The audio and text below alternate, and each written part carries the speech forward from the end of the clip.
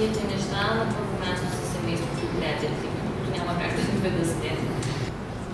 Свещените неща за мен са преди всичко семейството, различното пространство на всеки един човек и връзката на индивида с Създателя. Преди този семинар реално не съм помислила какви са тези свещени неща и колко са важни за мен. И другото, което е свещено е вярата в Господ, защото наистина си вярата си. Хляба, който Бог ни дава всяка вечер. В моята култура и в моето семейство това се смята за свещено нещо. И мога да кажа, че човек разделя, аз поне за себе си разделям нещата на лични свещени и на такива, които са съобразени с останалите хора, нали, в общността, в която живея или в държавата, в която живея. За мен свещено е дори българското знаме. Това са само част от личните мисли и чувства, които 25-те участника с различен етнически и религиозен произход споделиха помежду си в рамките на семинара "Свещени неща" в началото на месец март. Това беше четвъртата и последна от поредиците лаборатории, които Фондация СЕГА организира в България в рамките на проекта АЛИ – обучение за възрастни за интеграция на имигранти. Свещеното, погледнато до ъгъла на различни култури, дали е различно и в какво се състои разликата. Тази тема, приемана за някой като табу, разискваха участниците в рамките на първия ден. И още, задължително ли е свещеното е свързано с религията и има ли по-малко свещено или най-свещено? Последният въпрос за странуването на свещените неща зае централно място както в дискусията, така и в интерактивното упражнение, подготвено за участниците. Те трябваше да изберат най-свещената измежду 5 ситуации, представящи връзката майка-дете, връзката с Господ, връзката с хората, връзката с природата и връзката с знанието. Общо беше впечатлението колко трудно е това. Вторият ден от семинара беше по-динамичен.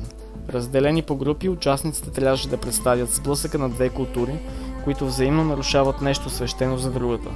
Резултатите от съвместната работа бяха повече впечатляващи. Аз искам да ви кажа, че Байрам трябва да празнуваме. Утре трябва да празнуваме Байрам, да не стане. Аз съм заета майка, от сега че казвам, няма да мога сега. Ма не може да направи семейка. Ги сме с мъжите на кръщини, няма сега Байрам да празнуваме. Аз съм ще казах българи да не вземеш ти, какво направиш и да виж на кръщене. Ще да стигне!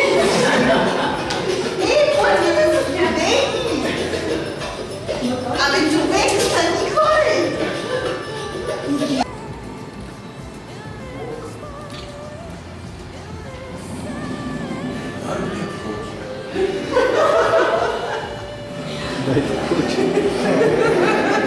Дайте ми какво ти?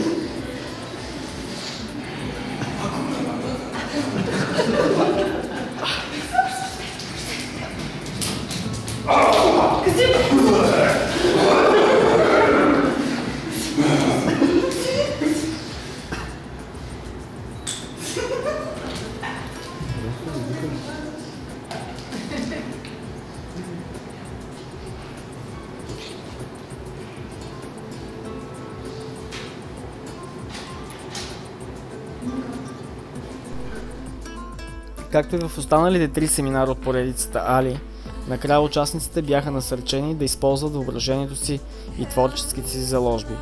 Този път обаче методът беше различен. Те трябваше да представят впечатлението си от семинара чрез рисуване с пясък. Изкуство, също приемано за свещен ритуал в някои части на света. Проектът АЛИ цели да разработи, тества и популяризира техники за обучение на имигранти и се изпълнява в България, Италия, Франция, Дания и Латвия. Повече информация за проекта може да намерите на сайта на проекта aliproject.org.